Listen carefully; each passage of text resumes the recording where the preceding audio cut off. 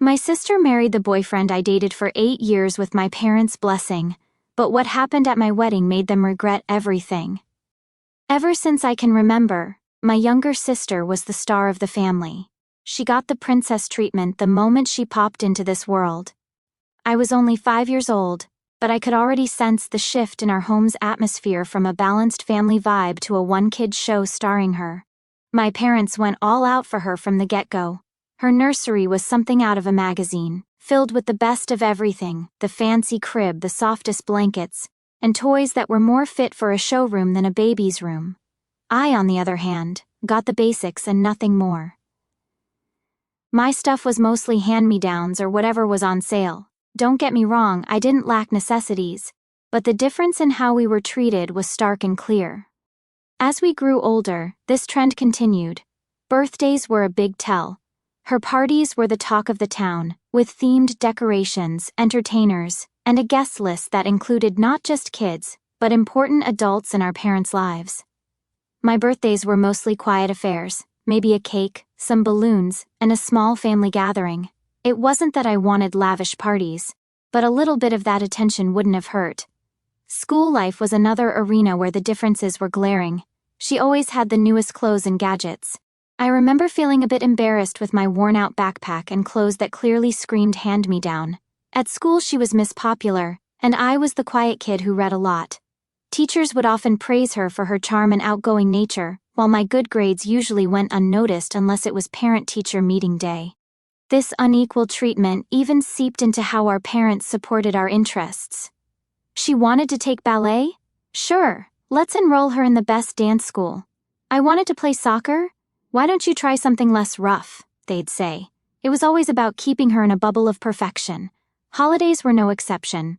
Christmas was all about what she wanted. The living room would be filled with her wish list items come Christmas morning. I got gifts too, sure, but they were more like afterthoughts. It was like they ticked off a list for me, but for her, they sought to make every wish come true. Emotionally, things were just as skewed. Any achievement of hers was celebrated with great enthusiasm. Got a part in the school play? Let's take everyone out for dinner. I got used to downplaying my own achievements because I knew they wouldn't cause much of a stir. It wasn't outright neglect, but it felt pretty close. The real kicker was how manipulative she became as we got older. She knew she was the favorite and played that card any chance she got. If we ever got into a squabble, guess who was expected to apologize first? Yup, me. And if I ever brought up how unfair it was, my parents would shut it down with the classic, "She's younger, let it go." I tried to find my own space, my own thing that she couldn't touch or taint. I got into writing. It was my escape, a world where I could control what happened and who mattered. My parents didn't really get it, but it wasn't something she could overshadow, so they let me be mostly. Things really started to come to a head during our teenage years as we both started to carve out our identities. The contrast between us became even sharper. She was the life of every party, the center of every event, and I was the observer, the chronicler. Our paths diverged so much that we barely spoke at home. It was like living with a stranger who shared your last name and nothing else. Living with a sister who's treated like royalty isn't all it's cracked up to be, especially when you're not the one wearing the crown. As we stepped into our teenage years, my sister's entitled attitude didn't just grow, it exploded. She had always been the favorite, but now she wielded her status like a queen in her court, and we were all just subjects.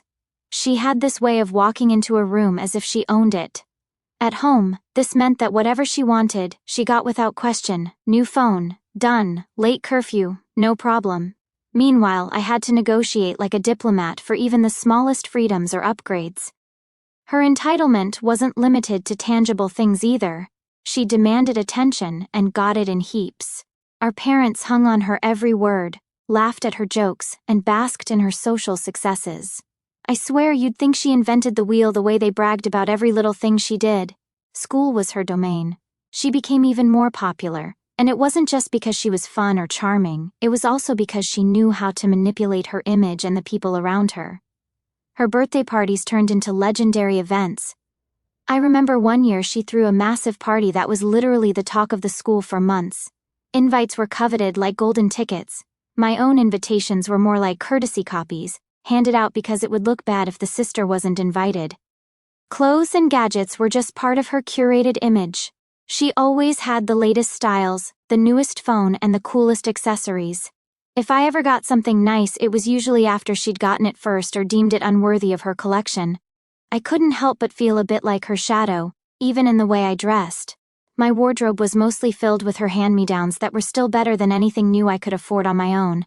Her academic life was another stage for her performance. She wasn't just good at school, she was good at making sure everyone knew she was good. When she got an A, it wasn't just a good grade, it was a triumph. Meanwhile, I maintained a solid A average with minimal fuss and recognition. It was expected of me, not celebrated. Our parents fed into her narrative constantly. They were her biggest fans and promoters. If she was part of a school play, not only would they attend every performance, but they would also invite extended family and friends, turning it into a mini fan convention. If I was in the same play? Oh, make sure to watch your sister, she has such a significant role. Then there were the family gatherings. These were showcases for her to shine. She'd monopolize conversations, charming relatives with exaggerated stories of her exploits. I was often relegated to the sidelines, chiming in with supportive laughter or nods. It was exhausting, but any attempt to share my own experiences was quickly overshadowed by another one of her captivating tales. But her entitlement wasn't just annoying, it was destructive. She had a knack for twisting situations to her advantage. One time, we both had our eyes on the same dress for a family wedding. I saw it first, but by the time we went shopping, she threw such a fit about how it was the only dress that worked for her, and our parents caved like a house of cards. I ended up with a backup option, which was fine, but it was the principle of the thing. She wanted it, so she got it. Her manipulative skills were not just limited to our parents. She had a way of turning friends against each other if it suited her. I watched her once at one of her extravagant parties, laughingly pit two of her so-called best friends against each other over some trivial matter, just to entertain the rest of her group. It was all a game to her. The worst part? If ever there was a conflict or a problem, somehow I was the one who had to apologize or make concessions. It was always, "She's your younger sister, try to be understanding," or, "She didn't mean it like that, you know how she is." It didn't matter the situation, the outcome was the same. She was right, and I needed to adjust. Living with her growing sense of entitlement was like walking on eggshells, but the eggshells were rigged with explosives. Any wrong step, any failure to play along with her version of reality, was met with drama, and the drama was always somehow my fault for not supporting her, for not being the good big sister. I was in my senior year of high school, balancing the stress of upcoming college applications with the everyday drama that seemed to follow my sister around like a loyal puppy. She was in full social butterfly mode, her entourage ever expanding, her parties more lavish, and her demands increasingly outrageous. My parents were as blind as ever to the imbalance, their eyes glazed with pride for their little star. During this time, I had been dating Jake for about 2 years. He was my refuge, the calm in the storm of my home life. He knew all about the family dynamics, having witnessed more than his fair share of my sister's tantrums and my parents' indulgences. He was supportive, caring, and, importantly, he was mine. Or so I thought. The lead-up to the disaster began innocuously enough. Jake and I were planning to go to the same college, dreaming of escaping our small town and starting fresh together. We had it all mapped out. We'd study hard, earn our degrees, and build a life together away from the constant drama that defined my family life. But as senior year progressed, I noticed a shift in Jake's behavior. He became distant, distracted, and our plans for the future were discussed less and less. I chalked it up to pre-college nerves and the pressure of finals. I tried talking to him about it, but he brushed off my concerns with assurances that everything was fine. Then came the night of the big blowout. It was supposed to be a typical weekend party at my house, hosted by my sister, of course. The house was decked out, music blaring, people everywhere. I wasn't really in the party mood, but I figured I'd stick close to Jake and ride it out. Halfway through the night, I started looking for Jake. He wasn't by the makeshift bar in the backyard or hanging out by the pool. I checked upstairs thinking maybe he'd gone to use the bathroom and got caught up talking to someone. That's when I heard them. Voices from my sister's room. At first I thought nothing of it. It was her room, after all. She was probably just showing off her latest shopping haul or something. But then I recognized Jake's laugh, a sound I adored, now coming from behind her closed door. My heart sank. I told myself there had to be a reasonable explanation. Maybe they were just talking, maybe it was a group hangout and I was overreacting. I knocked. No answer. I knocked again, harder. The talking stopped. The door opened a crack, and there was my sister, looking like she'd been caught but too arrogant to care. Behind her, I could see Jake, his expression a mix of guilt and confusion. "What's going on?" I asked, trying to keep my voice steady. "Chill, we were just talking," my sister said, her tone dismissive. "Yeah, just catching up," Jake added, but he couldn't meet my eyes.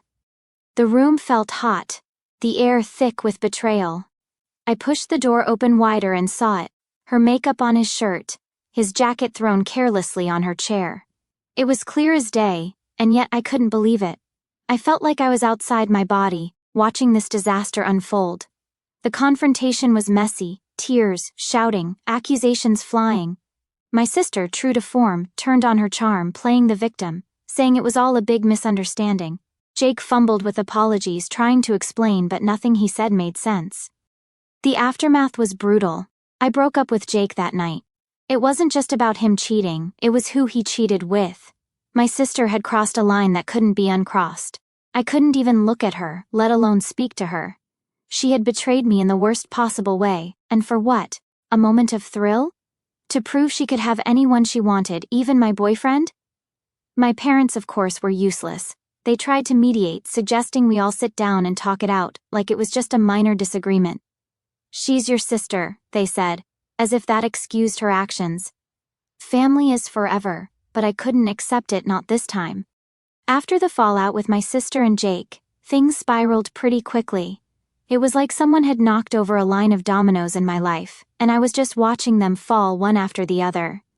The entire fiasco with Jake and my sister was the final straw.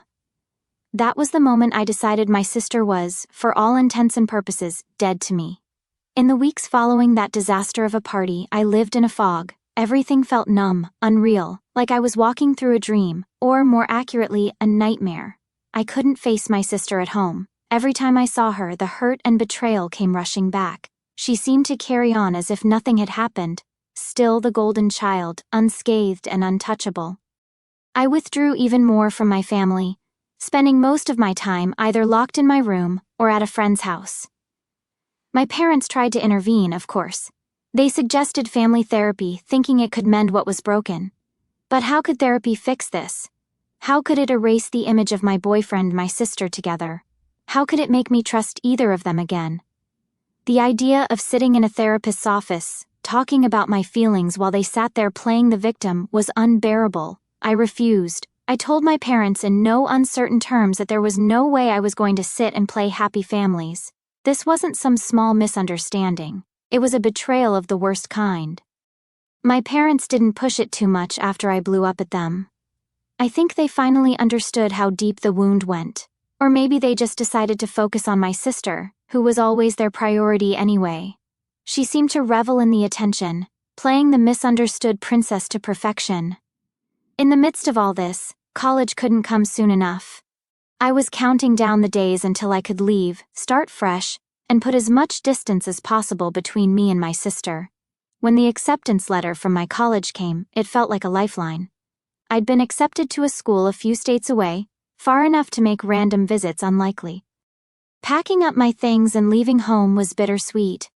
I was leaving behind everything familiar, but I was also leaving behind so much pain. My mom cried when I left. My dad gave me a stiff hug. My sister? She gave a half-hearted goodbye, as if she was still trying to figure out how to play the victim in my departure. Starting college was like breathing fresh air for the first time in months. I threw myself into my studies and made new friends who knew nothing of my past or my family drama. I relished the anonymity, the chance to be just another student, not the girl whose sister stole her boyfriend. But moving on wasn't as easy as I'd hoped. The scars from what happened lingered. Trusting new people was hard. I kept waiting for them to betray me like Jake and my sister had. Relationships were even harder. I dated a bit, but nothing serious. The fear of being hurt again held me back. As for my family, our communication dwindled to occasional calls and texts. My parents always asked about my return for holidays, but I always had an excuse ready: schoolwork, exams, a trip with friends, anything to avoid going back to that house. Years passed, and with them, the sharpness of the betrayal dulled a bit. I heard through the grapevine, aka my mom, that my sister had gotten married to Jake. They had even invited me to the wedding, but I didn't go, of course. That chapter of my life was closed. She was still dead to me, no matter who she married. Graduation came, and my parents attended. It was a strained visit full of awkward silences and forced conversations. My sister didn't come. She was too busy with her new life, probably for the best. After college, I moved even further away, taking a job on the opposite coast. It was a new beginning in a new city where no one knew my history. I built a life there, found a career I loved, and eventually met someone. He was kind and understanding, and when I finally told him about my past, he didn't judge, he just listened and supported. Me, it took years. But I learned to trust again, to love again. My relationship with my family never fully recovered, though. I kept in touch with my parents, but it was always superficial. As for my sister, she remained a person from my past, someone I used to know but no longer recognized. Looking back, I sometimes wonder if cutting her off was too extreme. But then I remember the pain, the betrayal, and I know I made the right choice for me. Protecting myself had to come first, and if that meant cutting ties, then so be it. In the end, declaring my sister dead to me wasn't about punishing her, it was about saving myself. It was about finding a way to move on from a betrayal that had cut me to the core. And move on I did, slowly but surely, building a life that was mine and no one else's. Getting married should have been one of the happiest times in my life, and it was, mostly. Planning my wedding was like sketching out dreams on paper, watching them take shape in the form of flower arrangements, venue bookings, and dress fittings. But even as I planned my perfect day, the shadow of my past, specifically my sister, loomed over it like an uninvited cloud. Mark, my fiancé, knew all about the history with my sister. He was my rock, always there with a kind word or a listening ear whenever the stress of wedding planning got tangled up with family drama. He understood why my sister wasn't on the guest list and supported that decision without question. As the wedding day approached, I felt a mix of excitement and anxiety. I was eager to start my new life with Mark, but I dreaded the inevitable family complications. My parents had been surprisingly okay with most of my decisions regarding the wedding, but the issue of my sister was a sticking point. They repeatedly suggested I reconsider and invite her for the family's sake, but I stood firm. After all that had happened, having her there was a line I wasn't willing to cross. The big day arrived with all the pomp and circumstance I had dreamed of. The venue was a beautiful garden, blooming with the flowers of late spring, the air filled with the scent of roses and jasmine. It was like walking into a living fairy tale, with twinkling lights strung from trees and the gentle hum of music in the background. Our friends and family gathered, a buzz of happy chatter filling the air as they awaited the ceremony. I was in the bridal suite, putting on the finishing touches with my bridesmaids, when my mom knocked on the door. She came in looking nervous. "Honey, I really wish you'd reconsider about your sister," she began, her voice trembling a bit. "It would mean so much to have her here." I took a deep breath, fixing my gaze on my reflection in the mirror. "Mom, we've been over this. She made her choices and I've made mine. Today is about me and Mark, not her." Mom looked like she wanted to say more, but she left it at that, giving me a tight smile before leaving to take her seat. The ceremony was everything I had hoped it would be. Mark looked handsome as ever, his eyes glistening with emotion as I walked down the aisle. We exchanged vows, our voices steady despite the swell of emotions. As we were pronounced husband and wife, I felt a weight lift off my shoulders. It was done, we were married. And it had been perfect. But the reception was another story. We had just finished our first dance and were sitting down for dinner when my dad asked to say a few words. I nodded, expecting the usual fatherly expressions of pride and joy. Instead, he took the microphone and turned the attention to my sister. "I know we are all thrilled for my daughter and Mark, but I'd like to take a moment to talk about someone who couldn't be here today," he began, and my heart sank. He went on to talk about my sister, her recent struggles, how she wished she could be here and how she recently lost her baby, and how we should all think of her tonight. I felt my face flush with a mix of anger and embarrassment. Whispers rippled through the room as guests turned to look at me, their expressions a mixture of confusion and sympathy. I stood up, my chair scraping loudly against the floor. "Dad, please," I interrupted. "Today is about me and Mark.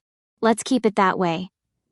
Dad looked taken aback but handed the microphone back to the DJ and sat down without another word. The mood had shifted, the air now tinged with tension. The rest of the evening passed in a blur.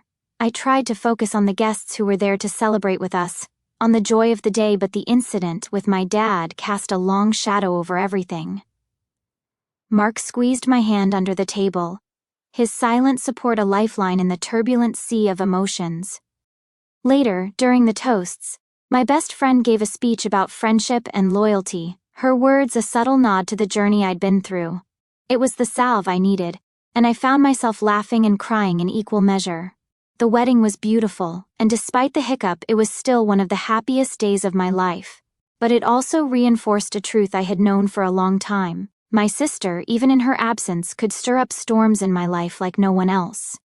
As Mark and I drove away from the venue, my wedding dress bundled around me in the car, I felt a mix of relief and sadness. I was married to the love of my life, and yet the family drama that had shadowed so much of my life had intruded on this special day too. I realized then that no matter how far I went, there would always be threads that tied me back to my family, to my sister. But now, with Mark by my side, I felt stronger, ready to face whatever came our way. Together, we would navigate the complexities of family, carving out a space for ourselves where peace and love could flourish, away from the shadows of the past. The wedding had passed, but the echoes of that day, particularly the moment my dad decided to bring up my sister, lingered like a bad aftertaste. I'd hoped that once Mark and I returned from our honeymoon, the dust would have settled. But if there's one thing I've learned from all this family drama, it's that some dust never really settles, it just waits for the next breeze to kick it up again. It wasn't long after we got back that the phone calls started. First, it was my mom, her voice a mix of concern and criticism, telling me how hurt my dad was that I'd cut him off during his speech. She painted him as the victim, just a father caught in the middle, trying to keep the peace in the family. I listened, biting back the urge to remind her of all the times they hadn't kept the peace from me. Then came the call from my aunt, who'd always been more of a mediator in the family. She was gentler, suggesting maybe it was time to mend fences, to let bygones be bygones. But how could I let bygones be bygones when the past kept crashing into my present? The real kicker came one evening when I was cooking dinner, and Mark handed me the phone, his eyebrows knitted in concern. It was my dad. "Your mother and I think it's time we all had a talk," he said, his voice stern, the familiar tone of authority that had dictated much of my childhood. I leaned against the kitchen counter, my grip tightening around the phone. "Talk about what, Dad? How you used my wedding as a platform to talk about her." He sighed, a heavy, weary sound. "It's not just about the wedding, it's about the rift in the family. It's about your sister, it's about us." I felt a tiredness seep into my bones, the kind of tiredness that comes from having the same argument over and over. I don't see what there is to talk about. What's done is done. She made her choices, and I made mine. "We're still your family, and I cut him off, the years of frustration boiling over. Yeah, and where was this family when I was hurting? Where was this concern when I felt like an outsider in my own home? There was silence on the other end, the kind that said more than words ever could. When he finally spoke, his voice was softer, less certain. "We just want to fix this. Maybe it can't be fixed," I said, the finality in my own voice surprising even me. The call ended shortly after, and I was left standing in the silence of my kitchen, the echoes of the conversation ringing in my ears. The following weeks were a barrage of family opinions. Everyone had something to say, a piece of advice to offer, a judgment to pass. My family, it seemed, had plenty of voices but not many listeners. The real confrontation, however, was still to come. It happened at a family gathering a few months later, a birthday party for my uncle. I'd been reluctant to go, but Mark convinced me that it might be a chance to clear the air. "Maybe it's time," he'd said, ever the optimist.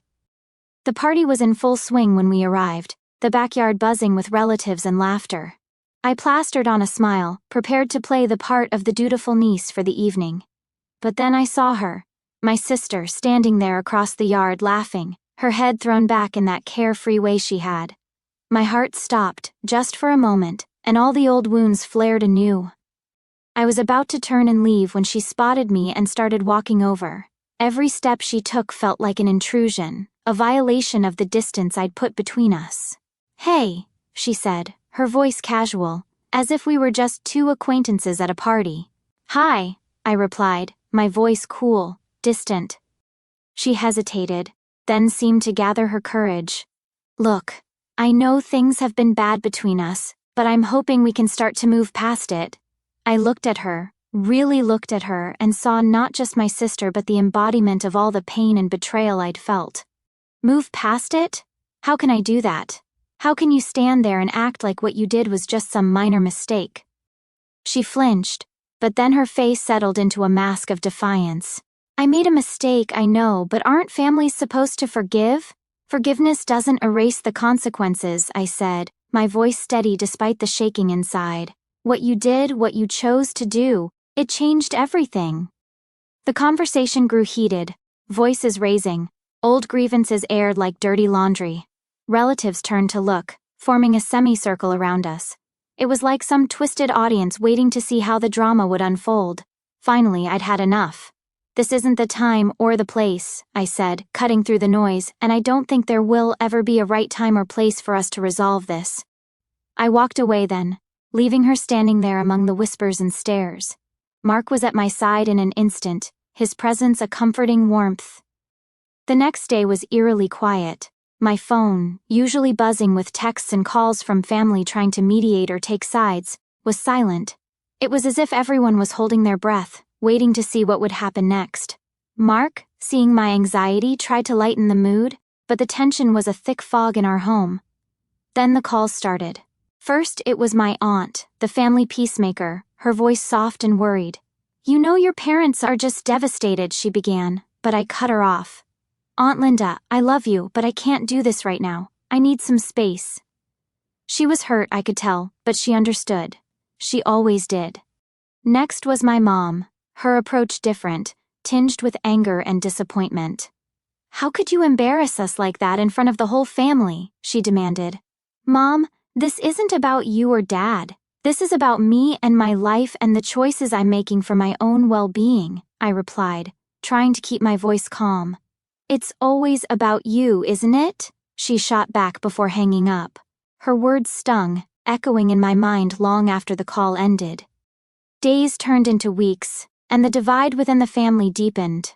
Relatives I hadn't spoken to in years were suddenly reaching out, some to offer support, others to criticize. My decision to cut ties with my sister had ripple effects I hadn't anticipated, affecting relationships I thought were unshakable. The hardest hit, unsurprisingly, was my relationship with my parents. They were caught between their two daughters, one they had always favored, and another they didn't know how to support without causing conflict. Conversations with them were strained, filled with awkward silences and unsaid words. As for my sister, she became a topic we all avoided. It was as if mentioning her might reignite the flames we were all desperately trying to smother. But avoidance didn't heal the wounds, it just covered them up for a while. Mark and I found ourselves discussing our future, contemplating moves and changes that would put physical distance between us and my family. "Maybe a fresh start is what we need," Mark suggested one evening, his arm around me as we sat watching the sunset from our porch. I considered it, a new city, new jobs, new people. It was tempting, an escape from all the drama. But then a new resolve settled over me. Running away wasn't the answer. I needed to face this, to rebuild my life on my terms, not just escape the parts that were hard. So we stayed. Instead of running, I focused on building. I threw myself into work, into my passions. I started a blog, sharing my experiences and connecting with others who had gone through similar family estrangements. The response was overwhelming, and I found a sense of purpose in helping others navigate their own turbulent family waters. Mark and I also worked on strengthening our bond. knowing that our foundation needed to be solid if we were to weather the storms together. We attended couples therapy, learned better communication skills, and made sure to carve out time for each other, away from the shadow of my family drama. Months passed, and slowly, the sharp edges of the fallout began to soften. Some family members drifted away, unable or unwilling to accept my decisions. Others, surprisingly, grew closer, their support a balm on the raw edges of my hurt. Holidays were the hardest. The first Christmas after the confrontation, I declined the family gathering, choosing instead to volunteer at a local shelter. It was bittersweet, serving others while knowing my own family was fractured, but it was also empowering, a step toward reclaiming my agency in how I chose to live my life. As for my parents, our relationship eventually found a new normal. It was never the same as it had been before, but maybe that was okay. We learned to navigate around the sensitive topics, to focus on the here and now rather than the tangled past. And my sister. We didn't speak for years. It was a silence that spoke volumes, each of us living our lives in parallel universes that rarely intersected. I heard about her through the family grapevine, her kids, her moves, her life. It was strange hearing about someone who had once been my closest confidant, as if she were a distant acquaintance. In the end, the confrontation and its fallout taught me a lot about myself. I learned that I was stronger than I had thought, capable of making tough decisions for the sake of my own health and happiness. I learned that family isn't always defined by blood, but by the people who stand by you when the ground falls away. And I learned that healing is not a straight line, but a complex journey with ups and downs, a journey best navigated with honesty, resilience, and above all, hope. So, while the fallout was messy, painful, and complicated, it was also the catalyst for a new beginning, one where I stood firmly at the center of my own story, no longer a supporting character in someone else's drama. And with each passing day, I grew more confident that no matter what the future held, I was ready to face it on my own terms.